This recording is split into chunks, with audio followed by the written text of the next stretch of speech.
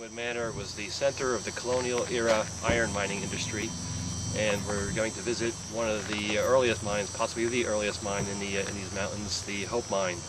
It was opened in 1745 by the iron master Peter Cleaver, and it is rumored to be haunted. Actually, several people have reported hearing noises coming from inside the mine and the sound of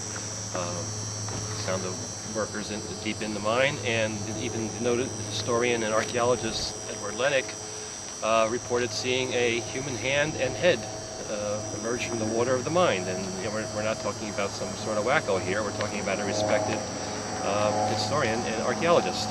So we're going to head on over to the mine and see what we can find. And this is Ringwood Manor itself, built in the early 1800s by the iron master at the time. It was expanded in the mid-1800s by a wealthy New York City industrialist who used it as a summer home.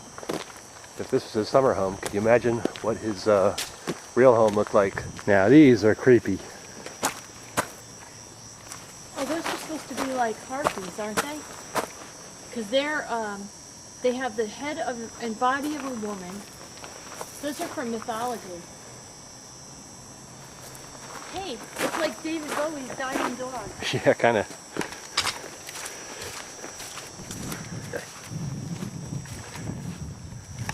The heck are those kids doing with the swans? Look at that. Looks like they're choking them.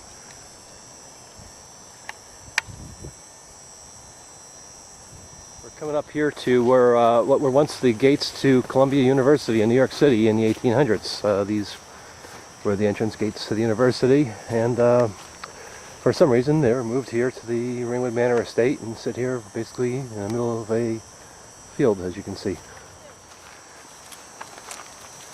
Looks like they must have been expecting some trouble here at Ringwood Manor. You got a mortar, you got a cannon. These are things on display of examples of some of the stuff that was manufactured here at Ringwood during its iron making glory years. You know you've made it in life when you have dual sphinxes on your property.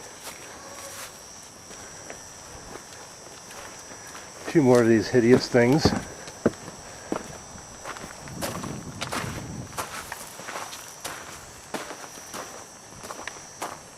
Look, this one's giving the other one the evil eye. And now we're on the Cleaver Iron Trail, a hiking trail today, but it was a road originally built in the colonial times by Peter Cleaver, the iron master. He built this road through the mountains to connect Ringwood Manor with the furnaces over at Long Pond.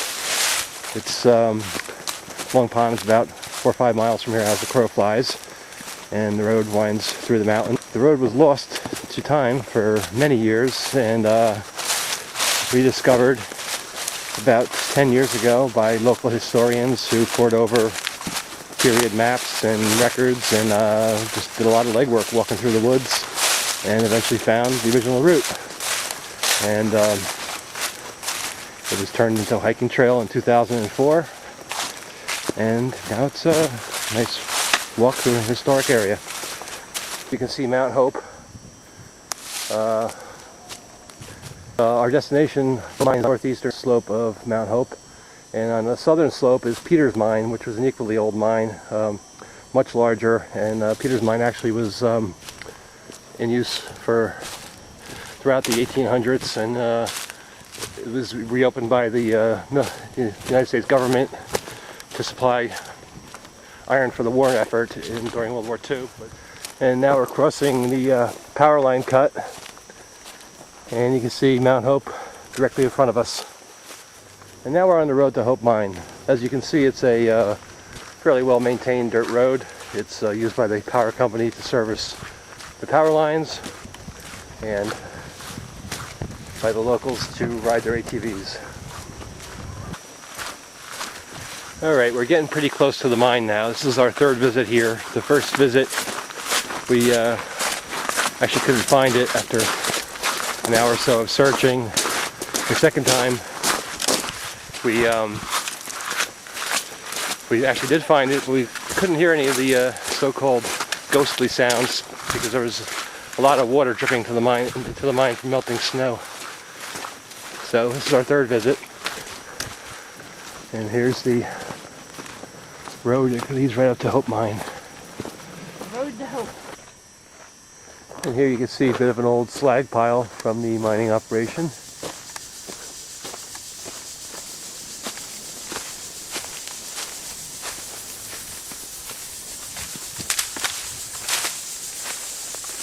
And here we are.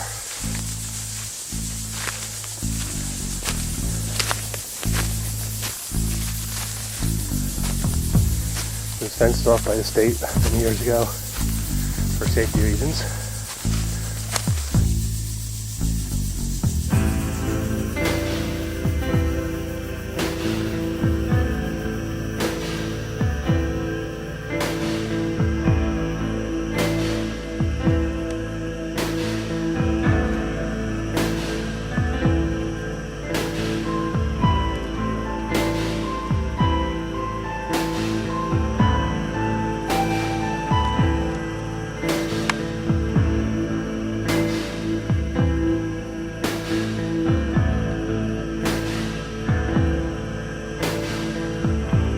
Procession moves on.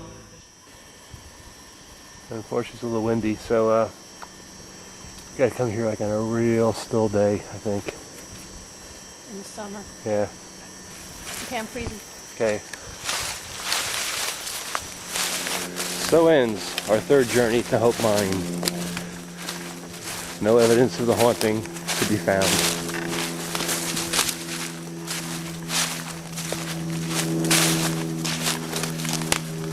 Except for the loss of the first tape. Yes, we'll never know what happened to that first tape we made of this trip. Mysteriously disappeared. And while we're here, we're going to take a look at Peter's Mine and see what's happened since we last visited it. As I mentioned earlier, it's now a super fun site, and the cleanup has been ongoing for close to 4 years now. I walk on broken glass. I step on dying kings.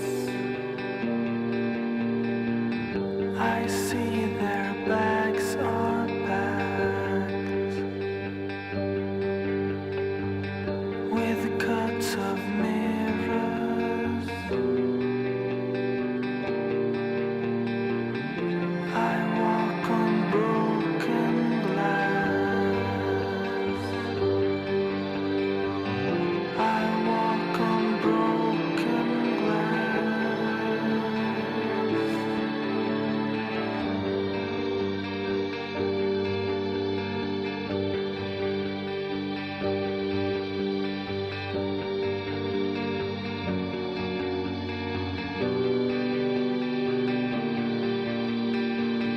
I walk on broken glass. All skin is open wide, and they take my child. Good spot for target practice. Hence why we shouldn't be here. I've already had a sight on me once. Interesting little building. I am told was a dynamite shed, where the dynamite was stored. How true that is, I really can't say.